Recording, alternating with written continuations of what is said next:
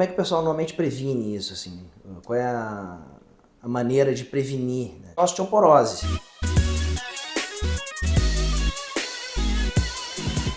Olá, meu nome é Antônio Carlos Zucco, sou médico ortopedista, mas hoje vou ser o paciente no nosso canal O Paciente. Está aqui para esclarecer dúvidas que os pacientes porventura têm, às vezes não se esquecem de perguntar para o médico, às vezes ficam com vergonha de perguntar para o médico, mas aqui a gente pergunta tudo. E hoje a gente está aqui com o meu colega Leonardo Comerlato. Ele fez faculdade na Faculdade Federal de Ciências da Saúde, esse é o nome atual, né? Que é a antiga fundação, né? Que rivalizava com a URGS, né? Fez residência no Hospital Cristo Redentor, que talvez seja um dos maiores e melhores hospitais de trauma, né, do Rio Grande do Sul, talvez até do país, né, com muito volume. Fez especialização em quadril nesse mesmo hospital, Cristo Redentor. Ele é membro da Sociedade Brasileira de Ortopedia e Traumatologia, que é a SBOT. Ele é membro da Sociedade do Quadril e membro da Sociedade de Trauma. E hoje está fazendo mestrando na mesma Universidade Federal de Ciências da Saúde, né, com o tema de fratura de pelve. Então a fratura de pelve, ela engloba, como é que a gente pode dizer, várias facetas, né? Eu te conheço, já trabalhei com o Leonardo no hospital, no pronto-socorro de Canoas, né? Extraordinário colega, né? A gente passou várias lá, né? Vários bocados lá, várias vezes já me salvou a vida o Leonardo. E o Leonardo, a gente já conhece ele, quem não conhece ainda, talvez quem não seja da área da ortopedia, talvez não conheça, mas quem é da ortopedia com certeza já conhece o nome Leonardo Comerlato. Leonardo, ele é um rapaz assim, muito habilidoso assim, cirurgicamente, né? Muito inteligente. Quem conhece ele pessoalmente, quem já ouviu falar, sabe da sua capacidade. Então eu trouxe ele aqui para falar não só... Eu gostaria muito de falar no próximo podcast sobre fraturas que todo mundo gosta de ver nos seriados, né? Fratura de pelve, aquelas pelve abertas. Mas hoje a gente quer falar, Leonardo, o povo as pessoas, elas estão envelhecendo, né? As pessoas, ainda bem, né? Então a expectativa de vida está aumentando e tem um tipo de fratura, né? O que a gente pode falar sobre esse envelhecimento da população? Primeira coisa. Bom, primeiro eu, né? Muito obrigado pelo convite, muito feliz de estar aqui nesse visual espetacular aqui, de vista panorâmica pro Guaíba. E muito obrigado, um prazer estar aqui contigo. A gente tem um interesse especial, né? A gente é obrigado a ter um interesse especial nas fraturas que envolvem os pacientes idosos, né? Porque elas são o nosso dia a dia. Eu acabei, como a gente tinha combinado de falar sobre isso, eu revisei algumas coisas que eu tinha separado já interessantes sobre o assunto, e eu me recordei de informações, por exemplo, 30% das fraturas ocorrem em idosos, de todas as fraturas. Então, se procurar uma emergência qualquer, pública ou privada, aí a gente vai em torno de 1/3 dos pacientes são idosos. Então isso já é uma realidade. Para o paciente leigo, assim, que nem eu, assim, 30% é muito. 30% é muito, claro, né? Num contexto de uma população que se acidenta, a população que mais se acidenta é jovem, ativo, adulto, né? Então acaba sendo uma situação relevante. E vai se tornar cada vez mais relevante, porque a população mundial está se tornando mais idosa, né? Então, existem algumas previsões assim que até 2050 ou 60 a proporção de idosos na população vai dobrar globalmente. E é interessante que o Brasil ele acompanha essa tendência e o Rio Grande do Sul acompanha, mas já está um pouco mais adiantado nessa dinâmica populacional. Então, a gente já vivencia mais, né? E o que é interessante disso é que se a gente segmentar os grupos de idosos que vão aumentar, o grupo que vai crescer mais é os pacientes com mais de 80 anos, ou seja, são os velhinhos mais velhinhos, né? E que demandam mais cuidados, né? Então essa é a realidade. O futuro é de uma população com mais idosos e, consequentemente, necessidade de tratamento das doenças e das lesões, dos eventos traumáticos que são mais frequentes nessa faixa etária, inevitavelmente. E como é que acontece, né, uma fratura nesse paciente? Como é que é o costume? Como é que acontece? Assim? Tá em casa? Como é que funciona? Acidente de carro? As fraturas nessa faixa etária, elas têm dois pressupostos, assim, né? Primeiro, um osso mais frágil, né? De forma geral, a gente pode dizer com osteoporose, né? Um osso que ele não tolera as mesmas cargas que um osso de uma pessoa de 20, 30 anos, a mesma energia, né? Associado a um evento traumático, né? Que não precisa ser tão intenso, porque a qualidade óssea não é tão boa, né? Então é muito relacionado a quedas domiciliares, né? A eventos do dia a dia, dentro de casa ou caminhando próximo de casa, coisas assim, dia a dia de um idoso, né? E que algumas existem, isso é uma outra coisa que é quase que uma política pública hoje em dia é de prevenção de quedas em idosos, né? Justamente porque isso acabou se tornando um problema de saúde pública, né?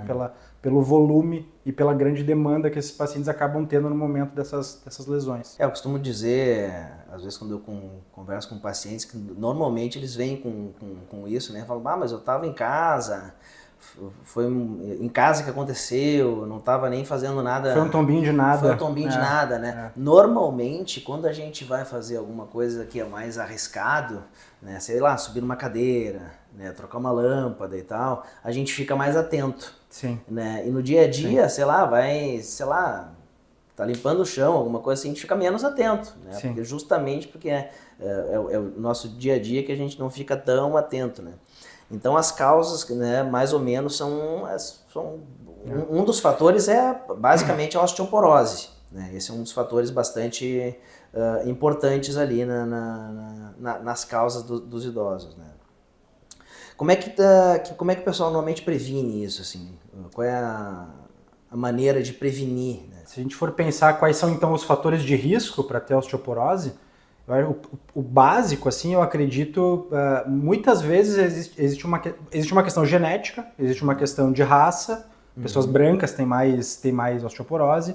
As pessoas brancas têm o osso mais fraco, então. Exatamente. De forma global, não impede que outras, né, que qualquer grupo da população tenha, mas em geral sim. Isso no Rio Grande do Sul é marcado, né? Porque a gente tem um grupo de uma população bem de pele bem clara, especialmente no interior a gente vê muito isso, aquela origem alemã, uma pele extremamente, e é muito frequente a gente atender esse grupo de senhoras especialmente, que é outro fator de risco, né? Com fraturas relacionadas à osteoporose. E existe, talvez seja importante, né, uma questão de saúde global, assim, que acaba cobrando assim, um preço no final da vida, né? Então o osso ele depende muito de carga para se manter saudável, né? A gente conhece a lei de Wolff, né? Que é um conceito básico da ortopedia, né? Então assim, um osso que é submetido a cargas cíclicas constantes, ele se mantém adequado, né? Uma força suficiente, né? Então o pouco uso, a falta de exercício mesmo, acaba em algum momento cobrando o seu preço, né? Existe uma questão nutricional que pode ou não ser bem relevante, né? Algumas pessoas acabam botando a culpa, não se alimenta tão pouco, aquela senhorinha. Isso pode ser relevante, né? Até pela força para evitar a queda. E a perda de músculo, né? Então se fala muito de osteoporose, mas atualmente o grande lance é a sarcopenia, né? Que é um fator de risco entre várias questões, inclusive para quedas, né? Então existem alguns fatores de risco muito conhecidos, algumas doenças crônicas, crônico-degenerativas, por exemplo, o diabetes, né? O tabagismo, né? Questões de hábitos, né? Algumas questões também de muito baixa exposição solar, né, que também tem uma relação com a síntese da vitamina D. Será que isso não tem um pouco a ver com a cor da pele? Né? Sim. O branco, de repente, que absorva menos a vitamina D. A gente acaba nunca indo muito adiante em estudar esses fatores de risco, né? Uma coisa que até foge trata muito mais a consequência da osteoporose do que a gente estuda a doença como um todo, né? Até porque não tem como mudar, né? Se a pessoa, por exemplo, tem a cor da pele branca E o fato da cor da pele branca ser um fator que predispõe a ter baixa vitamina D... É do grupo dos não modificáveis, né? Exatamente, não tem como mudar a cor da pele da pessoa. Né? Tem que tentar tratar... Mas alguns hábitos sim, né? Sim. De atividade física, de manutenção de força, alimentação adequada, obviamente. E aí é interessante, né? Porque a mulher, especialmente depois da menopausa, ela acaba tendo algumas questões hormonais, ela baixa muito a densidade mineral óssea. Né? Então o sexo feminino é um fator de risco por natureza, né? Então as mulheres acabam fazendo assim deveriam, né? Isso é protocolado, o Ministério da Saúde tem todas essas indicações, né? De fazer investigação seriada, né? Não me lembro exatamente os intervalos disso, mas a cada ano ou 2 anos as mulheres, a partir de uma certa faixa etária, investigam de forma rotineira a osteoporose com a densitometria, né? Densitometria óssea. Exatamente, a densitometria óssea, né? Então, muitas mulheres caem naquele grupo da osteopenia, né? Que não precisa exatamente de um tratamento medicamentoso específico, utilizam cálcio e vitamina D como uma prevenção, mas não caem no grupo da osteoporose, né? E existe um grupo de mulheres, de pessoas, né, que acabam caindo em algum momento da vida no grupo da osteoporose, né? Então, além das prevenções, né, do cuidado de alguns fatores de risco, aí se começa a tratar com medicação, né? Isso é bem importante, certamente é bem modificador, assim, são medicações consagradas, é um tratamento bem estabelecido dentro da medicina, né? E os pacientes se beneficiam disso já há algumas décadas, né? O senhor está falando aí sobre a medicação para a osteoporose, né? E parece que existe, né? Nós estamos falando aqui de uma fratura de um osso fraco, que não trata a osteoporose. Mas existem fraturas de pacientes que usam muito medicamento para a osteoporose. Como é que funciona isso? Conforme foi aumentando o uso dessas medicações, os bifosfonados que a gente chama, né? Que é a medicação mais tradicional assim para tratar a osteoporose, foi se usando muito pelos benefícios e tem indicação, mas existe essa medicação com uso muito prolongado, ela mexe tanto com as propriedades mecânicas do osso, que ela, de uma forma paradoxal, assim, ela acaba predispondo a um tipo muito específico de fratura. A gente chama de fraturas atípicas. E hoje em dia a gente acaba vendo tanto isso também, que a gente e ela tem uma característica tão específica, né, que a gente bate o olho no raio-x e identifica assim, né, a gente vai lá e pergunta, usa alendronato há quanto tempo? E invariavelmente é 5, 10 anos, 15 anos às vezes, né? Então, e geralmente é no fêmur, né, na região subtrocantérica mais frequentemente até. Então, o que não se sabe exatamente como contornar isso. Quando acontece essa fratura, se para de utilizar a medicação, né? Se investiga o outro lado, que é muito comum, isso está um processo já adiantado de acontecer isso no lado contrário também. E existem algumas medicações mais modernas que a tendência é que isso não aconteça tanto, né?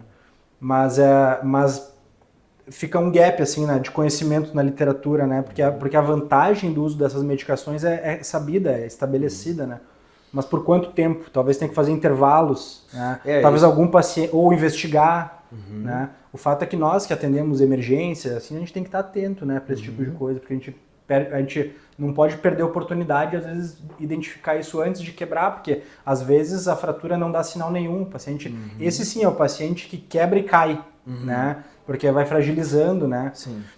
Mas às vezes eles procuram emergência 2, 3 vezes por dor, em coxa. Antes de quebrar. Antes de quebrar, né? Então às vezes a gente pode identificar isso antes, né? E às vezes a gente até faz cirurgia antes de quebrar, em alguns casos, né? Porque é muito mais fácil, é muito menos problema, né? Numa fratura que é quase certo, quase que 100% das vezes ela vai terminar de quebrar, né? Então não tem nenhum consenso ainda nesse tipo assim de dar, por exemplo, tá usando o bifosfonado, vamos usar por, sei lá, 6 meses para uns 2. Até onde eu sei, não. Sim. Eu acho que é uma coisa que ainda não foi bem esclarecida, né? O que é certo que são medicações favoráveis em pacientes com osteoporose ser utilizado. Sim. E é um grupo pequeno que acaba tendo essas... É que é tanta gente usando. Sim, que, o grupo fica muito claro as complicações, né? Os efeitos adversos e tal. Sim. Então é uma coisa que acho que é para os... Ou as medicações vão mudar, e elas não vão, a gente não vai ver tanto isso mais, ou algum protocolo, algum regime de intervalos ou de ou de talvez selecionar pacientes para serem investigados quanto a isso, vai acabar surgindo, porque é muito frequente, né? A gente pega o tempo todo isso. Ou intervenção precoce.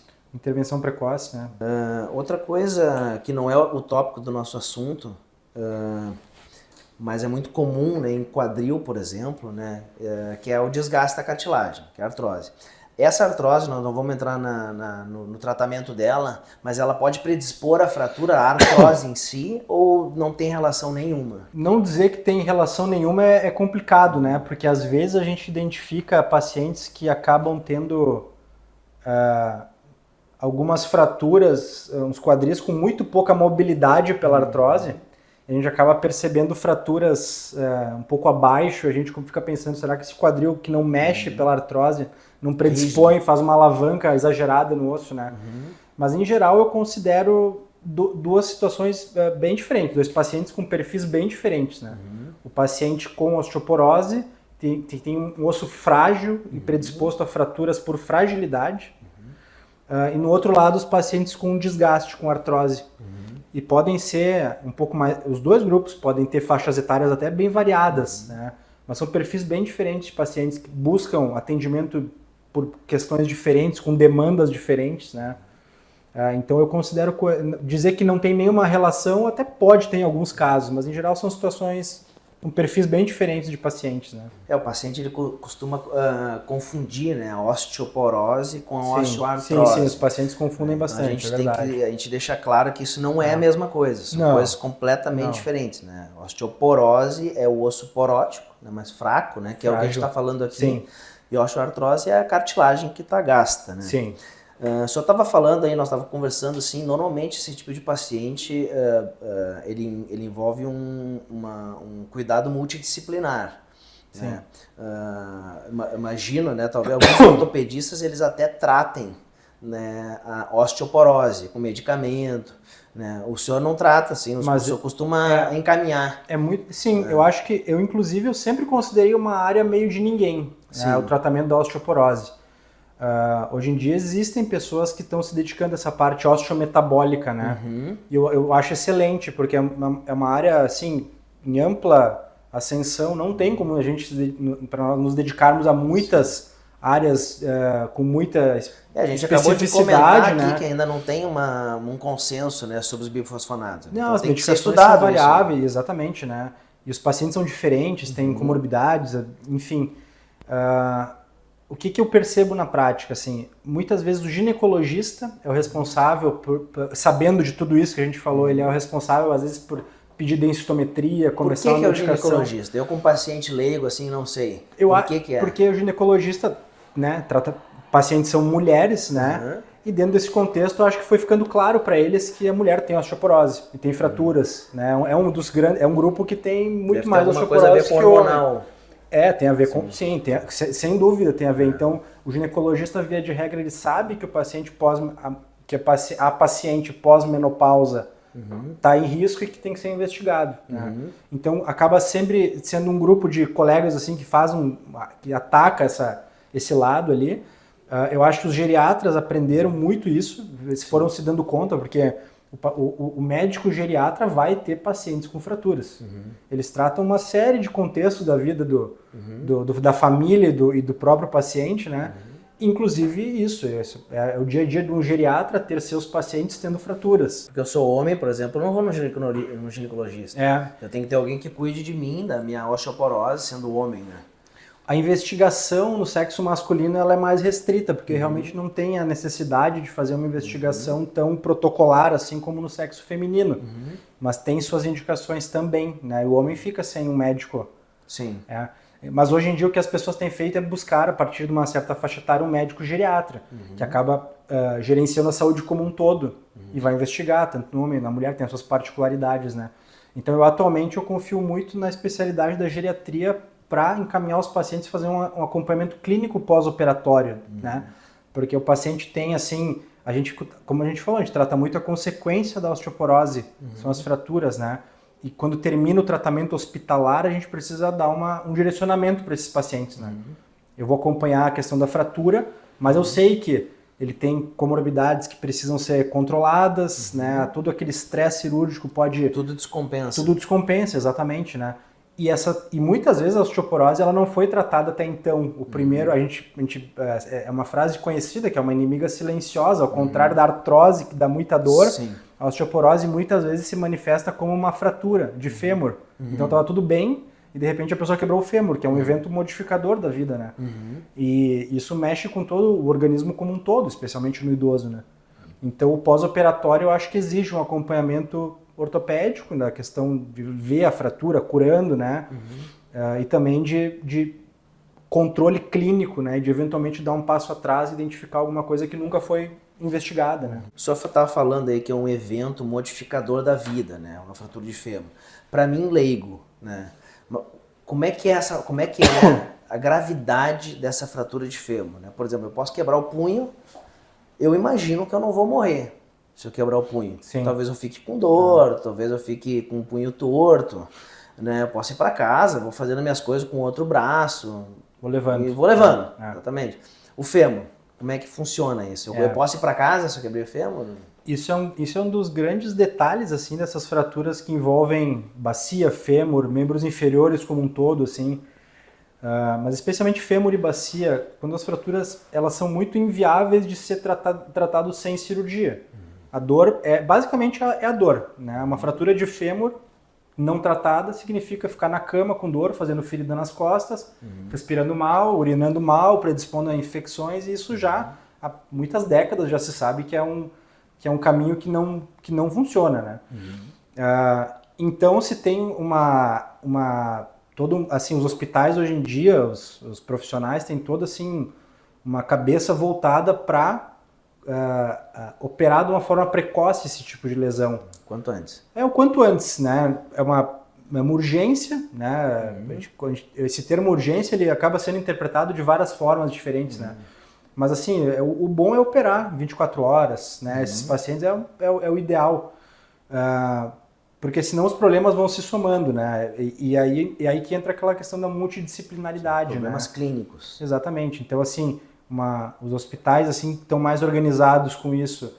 Tem toda uma linha de cuidado de nutrição, de fisioterapia, uma avaliação clínica médica, né? E o ortopedista que gerencia junto tudo isso para conseguir operar num tempo legal, precoce, né? Apesar do idoso muitas vezes ter comorbidades e tal, é feito um ajuste suficiente para ele passar pelo procedimento de uma forma mais segura, não atrasando muito o procedimento, assim, esmiuçando questões clínicas que não são relevantes, para justamente poder controlar a dor, colocá-lo sentado, tirar da cama o quanto antes, né?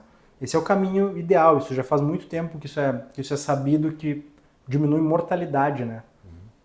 Poucas coisas assim que a gente sabe que diminui mortalidade na medicina, é muito difícil chegar a essa conclusão. Essa que é a verdade, uma medicação, uma cirurgia, assim, exatamente afirmar que reduz mortalidade, precisa de tempo, né? Estudos grandes, trabalhos multicêntricos, essas coisas assim bem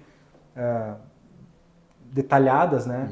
E essa é uma delas, né? Então o paciente, se ele não opera, ele tem uma chance significativa de ir a óbito. Acaba, sim, né? Então, sim. Ele fica muito mal, ele pode até não ir a óbito tão rápido, né? Mas assim, é inviável tratamento não cirúrgico de fraturas, salvo, claro que existem exceções, fraturas muito discretas, né? Avulsões de trocânter, coisas assim, arrancamentos, isso, claro que isso aí eventualmente se acha espaço para tratamento não cirúrgico, né? Mas fraturas completas, assim, que são estáveis, e isso aí precisa fazer cirurgia. E a parte da ortopedia, da traumato, né? Ela é uma parte dentro do tratamento quando o paciente é hospitalizado. Exatamente. Né? Como é que funciona essa cirurgia? Né? Existem cirurgias que eu fico imaginando uma cirurgia gigantesca, né? No quadril, que tem que abrir um corte muito grande, né? na perna. Como é que é? Existe cirurgia menor, minimamente invasiva? As cirurgias, como é que elas evoluíram assim no tempo? Sim. O grande lance assim do tratamento de fraturas, como um todo, mas no paciente idoso isso acaba sendo mais relevante ainda, é resolver problemas grandes com uma agressão não tão grande, né? Porque o evento cirúrgico é um evento agressivo também, né? Tem toda uma descarga inflamatória e tal, sabida já.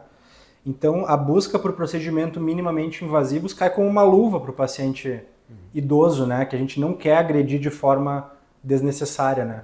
Então, hoje em dia, os procedimentos, inclusive lesões mais graves de bacia, acetábulo, muitas vezes se prestam a tratamentos minimamente invasivos. Então, a gente usa bastante raio-x, alguns centros têm aparelho de tomografia, para tudo para utilizar de forma intraoperatória, né?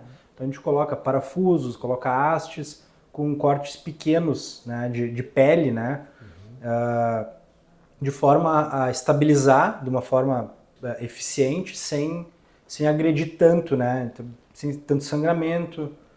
Às vezes, um tempo cirúrgico não tão prolongado, né, que são coisas que a gente acaba tentando evitar num paciente mais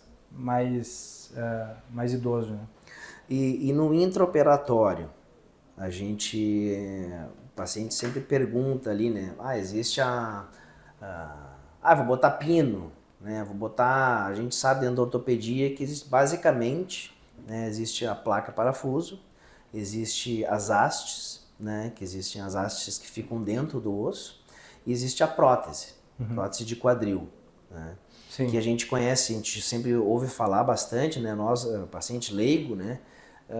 Que a prótese a gente faz mais para aquele outro problema que é a artrose, que é o desgaste da cartilagem e tal. Sim. Onde é que entra esses três dispositivos que a gente chama, dentro da ortopedia ali, de tutor, né? Onde é que entra isso, né, nesse tipo de fratura? Né? Como é que é feita a escolha desse tipo de material? Assim? Existem alguns tratamentos que são mais consagrados, né? Porque já que tem segmento e se tem mais uma segurança de aplicação para um tipo ou outro de lesão. Né? Então, se a gente for falar das fraturas mais comuns que envolvem o fêmur do idoso, existe a fratura do colo do fêmur, né? Colo significa pescoço, né? Fica abaixo da cabeça do fêmur. E essa lesão ela se presta muito mal para fixação no paciente idoso. Né? Ela funciona muito pouco. Isso já foi tentado, vários modelos de implantes foram escolhidos. Então, o que funciona melhor nesse grupo de pacientes é a substituição do quadril por uma prótese, né? Uma substituição articular, né? Por um quadril protético. Existem vários modelos, vários implantes, também segue evoluindo, né? Mas basicamente a prótese a gente utiliza nas fraturas do colo do fêmur. Né? Dali para baixo, em geral, a gente procura consertar a fratura, fixá-la, botar na melhor posição e então fixar. Os primeiros implantes que foram criados para isso foram os tipo placa e parafuso. Né? Vários modelos existiram. O mais convencional assim, é o DHS, né? Muito utilizado em várias situações. Pode ser usado em alguns casos de fraturas de colo de fêmur, sem deslocamento também. Isso não é... tem vários detalhes, né? E com o passar do tempo, um outro tipo de implante foi surgindo, que são as hastes intramedulares. São implantes que ficam por dentro do osso, né? Que tem algumas vantagens biomecânicas, a gente acaba selecionando isso hoje em dia para a maior parte dos casos que envolvem fraturas trocantéricas, subtrocantéricas, nessa faixa etária de pacientes. Né? E hoje se fala muito em ciência, né? O pessoal quer saber o que a ciência diz. Isso que o senhor falou é tudo respaldado pela ciência, tudo feito por trabalho científico, não é achismo do ortopedista. Não. Esses tratamentos eles são bem consagrados, assim, são décadas de acompanhamento, né?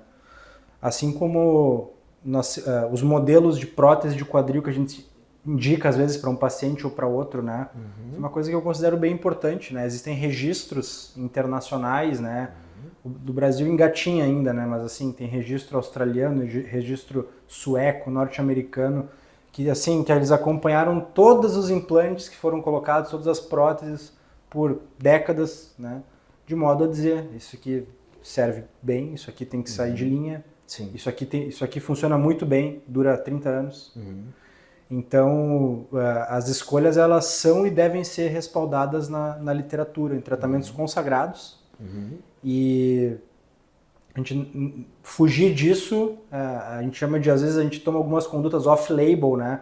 Coisas que são um pouco menos certas, porque tem muita coisa na medicina que não tem uma uma comprovação, né? Mas em geral essas escolhas capitais, né? Essas escolhas grandes, escolha de implante, definição de tratamentos, são coisas que já têm muitos anos de segmento mesmo, né? E a gente tem tranquilidade para indicar por conta disso, né? Porque a humanidade foi aprendendo que é assim a melhor forma de tratar atualmente, né? Sim. Bom, o paciente operou, né?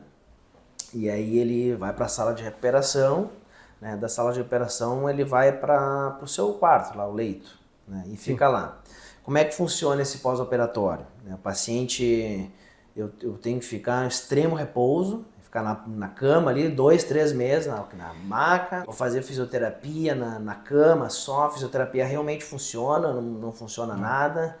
Posso botar para caminhar o paciente? Como é que funciona? Um dos grandes objetivos dos tratamentos que foram se consagrando nos últimos anos é a de permitir carga precoce, mobilidade e carga precoce. Então, o que se busca nesses pacientes é, primeiras horas pós-cirurgia, passou anestesia, ele colocar sentado, depois com o fisioterapeuta sentar com os pés para fora da cama, se puder ficar de pé no mesmo dia, excelente, com algum auxílio de andador. Já no mesmo dia pode ficar de pé? De preferência. É claro que tem pacientes que a gente consegue ter uma expectativa maior, a gente opera pacientes quantos pacientes centenários, literalmente centenários nós já operamos, né? Então, às vezes a pessoa já vem com algum déficit cognitivo, algum déficit motor prévio, então assim, tudo tem que ser ponderado. Mas o nosso papel é fazer uma fixação ou uma substituição articular suficientemente estável, rígida, que permita mobilidade precoce e carga. Isso é importante. E aí a questão da fisioterapia é fundamental. Né? É outra coisa, é inviável conduzir o pós-operatório o pré-operatório, a gente fala da parte motora, né? Mas o fisioterapeuta ele tem também uma atuação respiratória, que é bastante importante nesses pacientes, né? E já prepara o terreno para o pós-operatório ortopédico em si, né? Então isso é fundamental. O acompanhamento de fisioterapia é uma parte tão importante ou mais do que a parte cirúrgica, sem dúvida. Que é o famoso treino de marcha, né? Treino de marcha, treinar a marcha, manutenção da força muscular, né? Porque a gente demora muito tempo para construir músculo, né? Mas perde muito rápido, né? Propriocepção, equilíbrio, né? Uma série de questões que acabam sendo perdidas muito rápido por ficar acamado, né? Pacientes, eles têm a perda também da parte cognitiva, alguns pacientes têm isso no hospital, nós chamamos de delirium, né? Que é uma coisa que gera muito estresse para familiares e tal, né? O idoso não sabe onde que é super lúcido em casa, mas nesse ambiente hospitalar acaba ficando confuso, não reconhece familiares.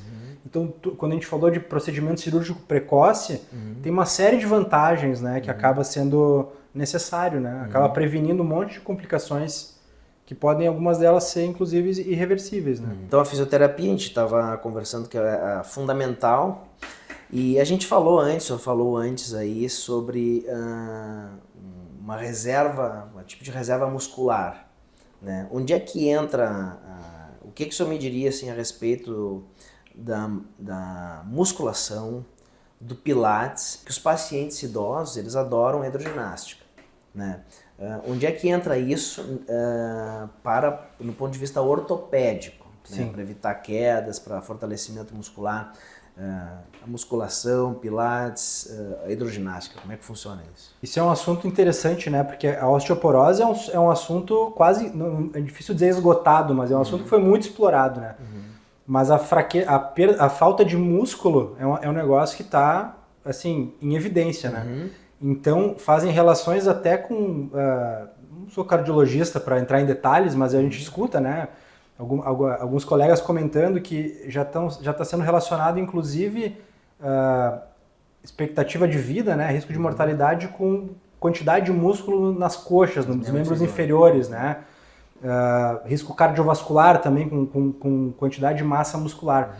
Então, eu acho que a musculação ela veio para fazer parte da vida das pessoas. Eu, há poucos anos atrás, eu não tinha como indivíduo e como médico, eu não tinha essa noção.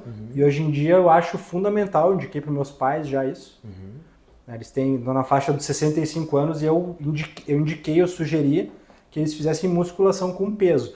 A questão assim a hidroginástica, todo exercício para construir músculo e botar carga no osso é fundamental.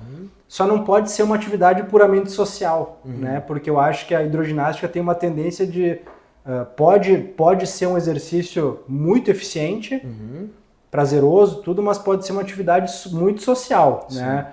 E por isso que eu falo da musculação, para realmente, claro, com orientação de um profissional, né, e com pesos adequados, com tudo compatível com a pessoa, com o seu peso, né, com as suas condições, mas a construção muscular é fundamental. E tem aquela questão que a partir de até uma certa idade, né, assim como existe a massa óssea, né, que a gente consegue aumentar a nossa massa óssea, a partir de uma certa idade a tendência é que ela caia e fica muito mais difícil de recuperar, né? Então, quanto antes a gente construir isso na nossa vida, melhor. Para terminar, já que o senhor está falando aí sobre musculação e não tinha essa noção, né? Outra atividade física, assim, para ter mais força e evitar quedas, né? Digamos assim, para aprender a cair. E o jiu-jitsu, como é que entra nisso? Perguntei porque o Leonardo aqui é viciado também em jiu-jitsu. Não, sou jiu-jiteiro. Eu sou iniciante, completamente iniciante. Mas é uma coisa interessante que a gente aprende no decorrer da vida. Para aprender a cair. A gente começa a ter, assim, vivências que a gente nunca imaginou que teria, né? Começar um esporte depois de uma certa faixa etária é um desafio, assim, até mais para a cabeça às vezes do que para o corpo, né? Mas qualquer tipo de exercício eu acredito que seja fundamental desde que tenha aquela possibilidade de ganhar músculo e de submeter o corpo o esqueleto à carga, né? Para justamente a gente evitar várias dessas situações, né? Eu acho que pode ser um esporte, algumas pessoas vão gostar muito, outras pessoas não podem, nem vão se dar o direito de tentar, né?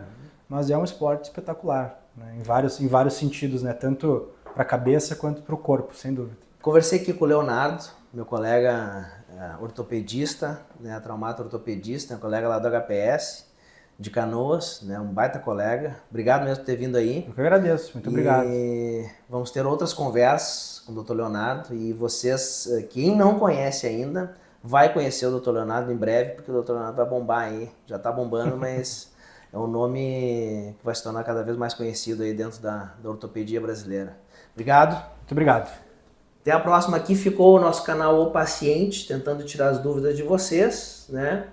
E até a próxima com mais um assunto que fica na dúvida dos pacientes, que são vocês. Obrigado.